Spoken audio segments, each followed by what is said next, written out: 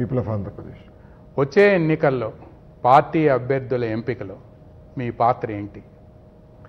యువగలం పాదయాత్రలో ఎవరు కెపాసిటీ ఏంటి, ఎవరు ఎంతవరకు సమర్థవంతంగా నడిపించగలుగుతారు, ఆ నియోజకవర్గంలో ప్రజా ఆదరణ ఎలా ఉందనేది నాకు ఒక అవగాహన వచ్చింది.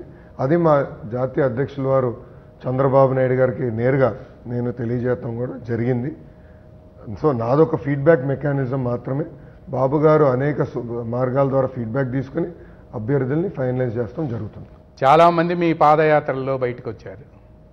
అధికారం అనుభవించిన 5 సంవత్సరాల అధికారం అనుభవించిన వాళ్ళు కూడా వచ్చారు మీ పాదయాత్రలో బయటికి. ఏం చేయబోతున్నారు? అధికారం అనుభవించిన వాళ్ళు కొంతమంది ఇంకా బయటికి రాలేదు. వాళ్ళకైతే తెలుగుదేశం పార్టీలో ప్లేస్ ఉందని, స్థానం ఉందని నేనైతే అనుకోవట్లేదు. యువత పెద్ద ఎత్తున రోడ్డుపైకి వచ్చారు. అదేవిధంగా అధికారంలో ఉన్నప్పుడు శాసనసభ్యులుగా పనిచేసిన వాళ్ళు కూడా చాలామంది కష్టపడ్డారు. ఈ కార్యక్రమాన్ని పాదయాత్రను జయప్రదం చేశారు.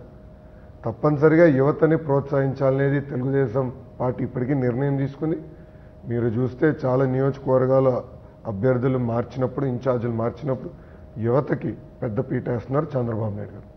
40% మంది యువతకి మేము టికెట్లు ఇస్తాము అసెంబ్లీ ఎన్నికల్లో అని చెప్పారు.